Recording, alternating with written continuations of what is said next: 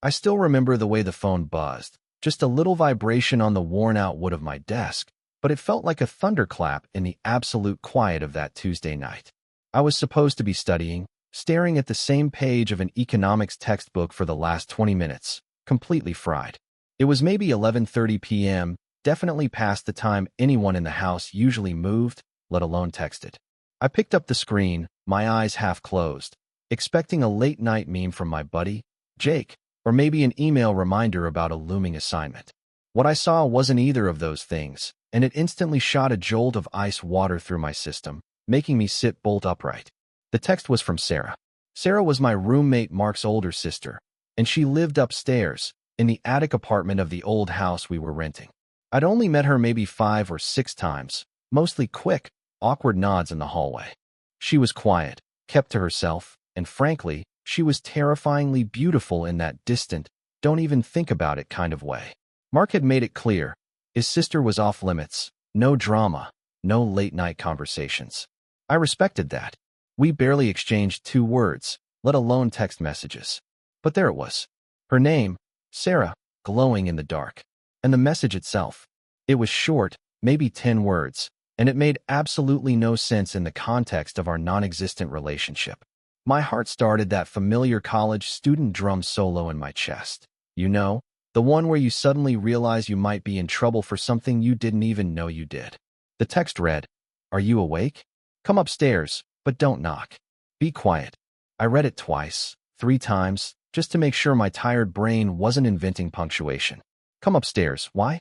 Mark was asleep in the room across the hall. I could hear his light snoring. If she needed something, why not text him? And the part about don't knock? That felt less like a polite request and more like a whispered command. It felt clandestine, almost desperate. We were just 2 people sharing a postal address, not secret agents.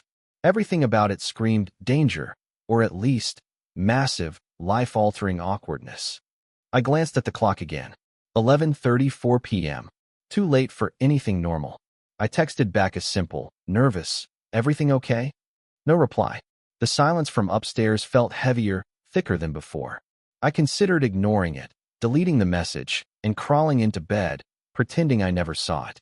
That was the smart, safe move. But there was something in the brevity of her text, the urgency of those few words, that twisted the "don't knock" into a challenge.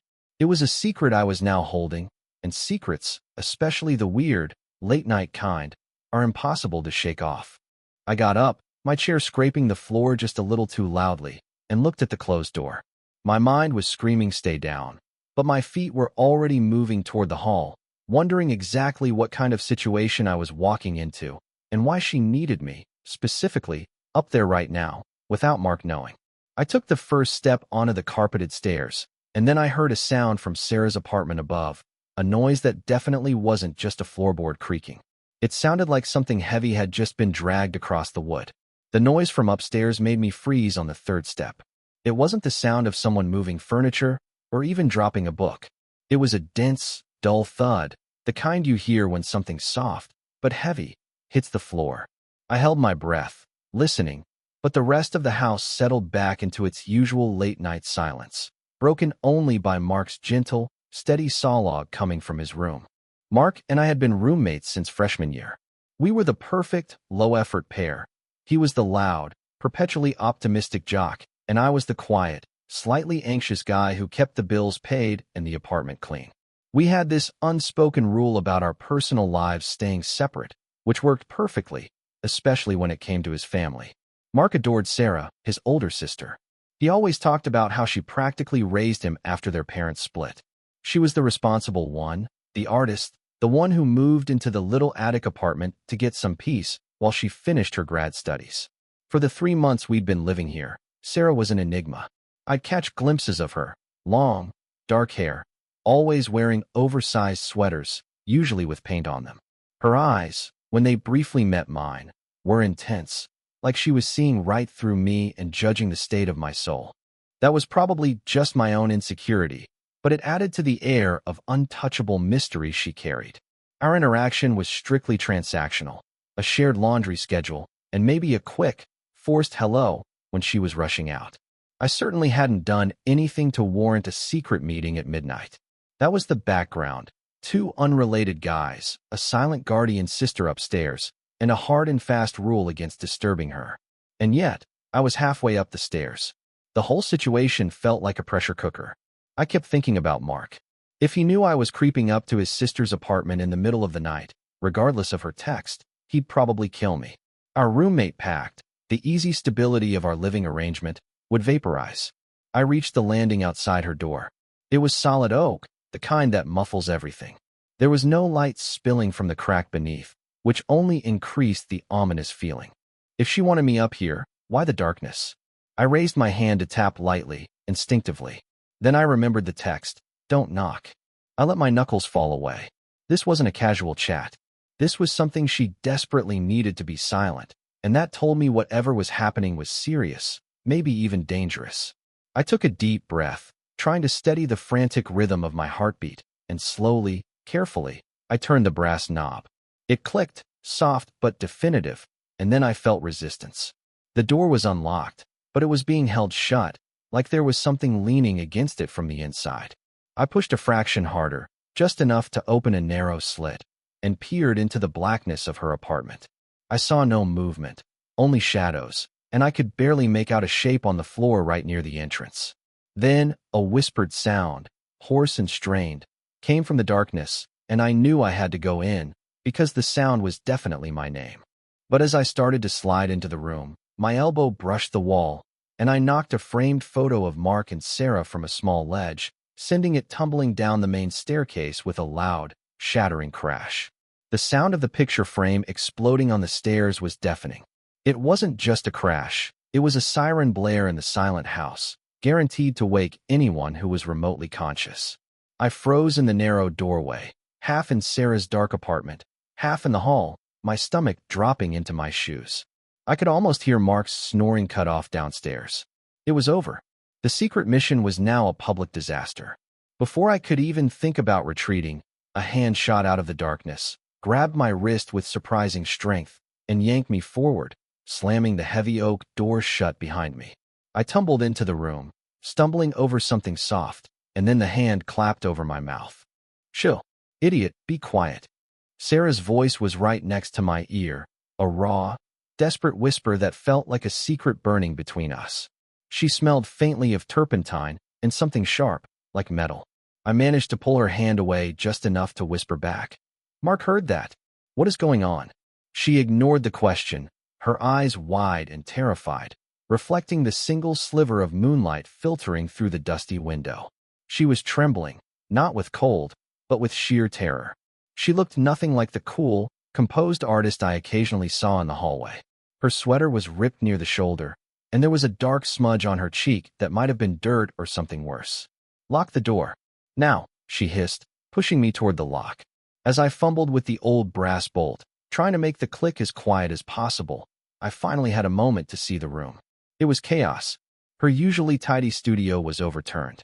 Canvases were stacked haphazardly, a desk lamp lay shattered, and that heavy, soft thing I stumbled over near the entrance. I realized what it was. It was a large, expensive-looking camera bag, not hers, but the kind a professional photographer would carry. I turned back to Sarah, my mind racing through 1,000 impossible scenarios. Robbery? Breakup? Drugs? None of it fit the sheer, primal fear radiating off her. "Sarah," I whispered, my voice shaking. "You need to tell me what." Suddenly, a loud, urgent pounding started on the main stairwell door downstairs. It was Mark. "Hey, what was that noise?" "Sarah, is everything okay up there?" His voice was thick with sleep and immediate concern. He was coming up. Sarah pressed her back against the door, her chest heaving, her eyes darting wildly around the messy, dark room. "Don't let him in," she breathed out, her voice barely a thread. "Please. He can't see this." I took a step closer, ready to ask why he couldn't see it, when my foot bumped the camera bag again, and I saw something glinting on the floor next to it, catching the faint moonlight. It was long, metallic, and it looked exactly like the blade of a utility knife. The utility knife blade lying there felt like a punctuation mark on the chaos. It wasn't the kind of knife she'd use for cutting paper. This was heavy-duty, with a serrated edge, and it felt like the air pressure in the room just dropped 10 degrees. The pounding downstairs had stopped, replaced by the heavy, deliberate thud of Mark's footsteps starting to climb the main staircase. He was definitely coming for us, and I had seconds. I quickly kicked the camera bag and the knife under a stack of old magazines, trying to make the movement look casual, though nothing felt casual about this situation. I turned to Sarah, my face probably white with adrenaline. Mark is almost here. What do I tell him?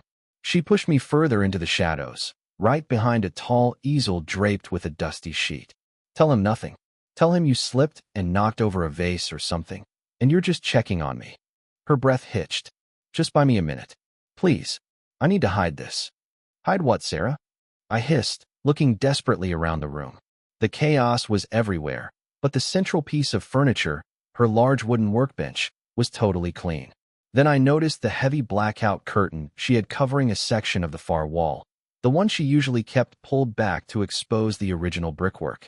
Now, it was tightly drawn, completely obscuring whatever was behind it. Mark's heavy tread was now just outside the door. I could hear him pausing, listening, maybe smelling the weird tension in the air. Sarah's eyes locked onto mine, and for the first time, I saw not just fear, but a flicker of absolute desperation. She reached out and grabbed the front of my shirt. Listen to me. No matter what he says, you have to stay here. Don't let him past you. Just tell him I'm fine, and I'm asleep. Please. The urgency in her voice was shattering. It was a plea that bypassed logic and went straight to the instinct to protect. I nodded, swallowing hard, and turned just as Mark's hand hit the doorknob. He rattled it, then knocked sharply. Sarah, open up. You okay? What was that crash? I heard yelling. I took another deep breath, tried to sound annoyed rather than terrified, and unlocked the bolt with a loud thunk.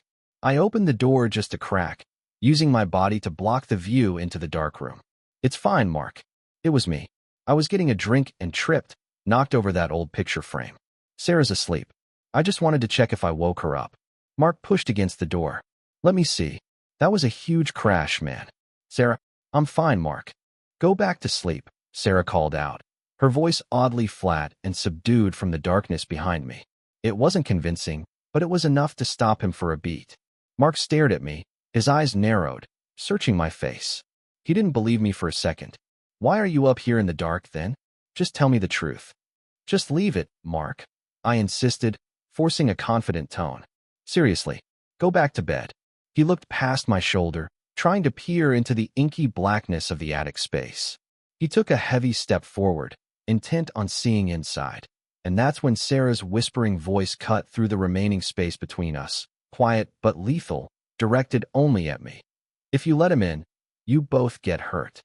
Before I could process that threat, Mark finally shoved the door open wide enough to shoulder his way past me, and his eyes immediately landed on the drawn blackout curtain and the bizarre, unmoving lump underneath it. He stopped dead. Mark took one step toward the covered lump, his eyes wide and confused, ready to demand an explanation. But before he could even form a single word, Sarah's quiet voice broke the tension, and this time, it wasn't fear that laced her tone, but a chilling, detached calm. Don't touch that, Mark, she commanded. That's his equipment. Mark looked back at his sister, then at the lump, then back at me. His equipment? Who is he? What are you hiding? He was getting louder now, his frustration overriding his caution. He ripped the curtain back, expecting a bag, or a box, or maybe a broken canvas. Instead, the curtain revealed a workbench piled high, not with art supplies, but with surveillance gear, tripods, directional microphones, and several high-tech recording devices, all clearly focused on a single object. That object was Mark's own bed, specifically, a large, detailed photograph of the inside of his room, taken just hours before, completely confirming that Sarah hadn't been painting up here, but was watching us. But the real shock came when Sarah looked at me, not Mark, and whispered, I didn't text you, did I? The blood drained from my face. You didn't text me? I stammered, pointing at my phone clutched in my hand, displaying the glowing message. Come upstairs, but don't knock. If she didn't send it, then who did? Mark was frozen, his face cycling through confusion, betrayal, and absolute horror as he stared at the professional surveillance photos of his own bedroom plastered to the board. Sarah, what is this? Why are you spying on me? She didn't answer him. Her focus was entirely on me. No, I didn't text you. I got a text, too, maybe 10 minutes before you did. It was sent to both of us, from an unknown number. It just said, he knows. Get rid of the evidence. Bring the other one up, now. My mind reeled. If someone else had sent the text, they weren't just watching Mark. They were watching Sarah, and they were using me to bring her out into the open. That meant the soft, heavy thud I heard earlier wasn't her dragging a bag. It was her throwing herself against the door to keep someone out. Mark turned, finally piecing it together. The equipment. This isn't yours, is it, Sarah? Who is watching us? Sarah looked defeated. It belongs to my ex-boyfriend, Nathan. He's been obsessed since I broke up with him 3 months ago. He's a photographer. He used to joke about surveillance art.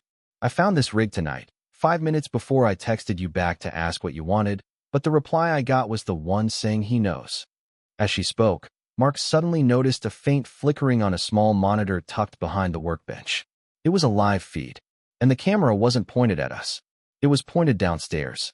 The feed showed the front door of our house, and standing outside, illuminated by the porch light, was Nathan. He wasn't just standing there.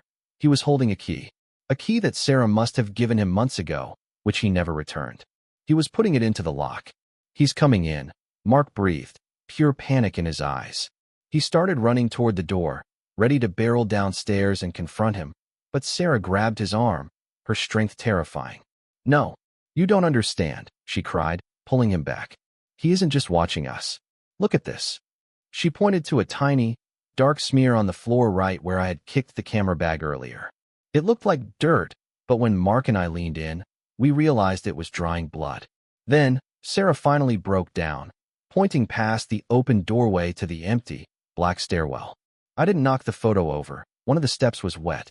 Mark, when I heard the crash, I looked down the stairwell just before I pulled you in. It wasn't the photo that fell. There's someone else lying at the bottom of the stairs, and he's wearing a maintenance uniform.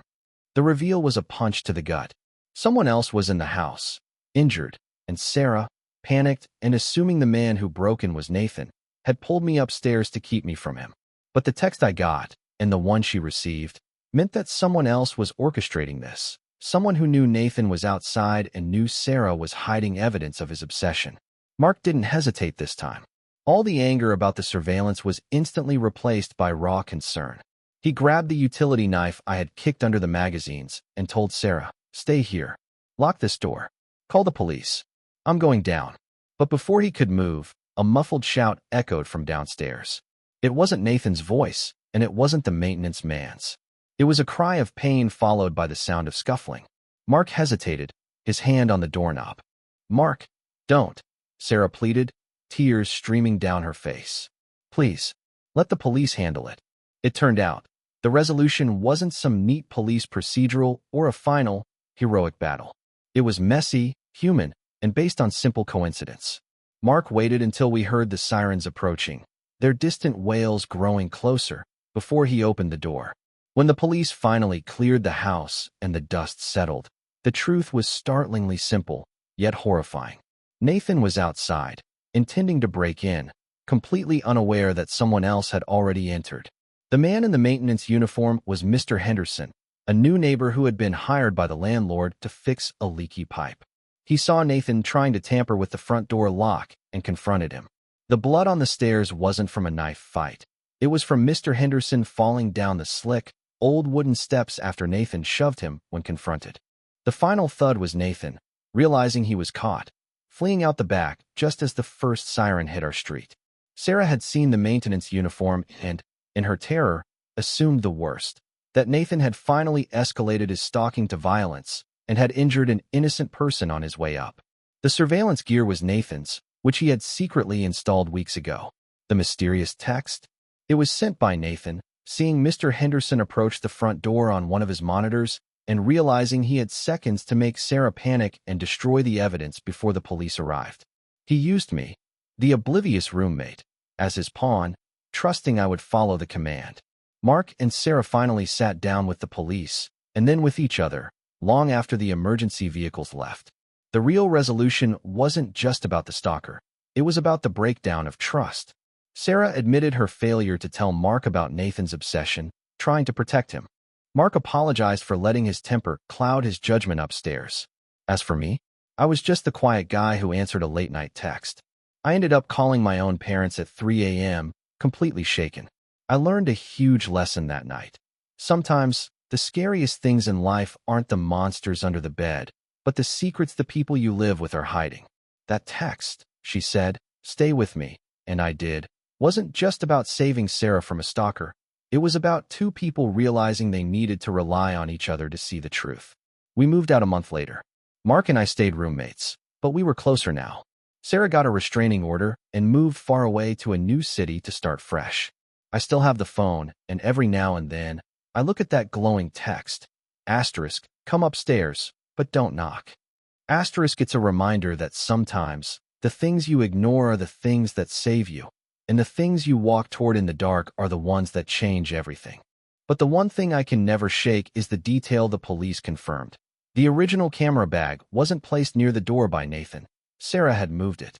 And when I accidentally kicked the bag, I saw the utility knife.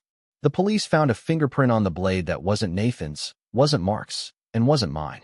It was a partial print, too smudged to identify, but it definitively belonged to someone else. Someone who was in that apartment before I arrived. And they are still out there.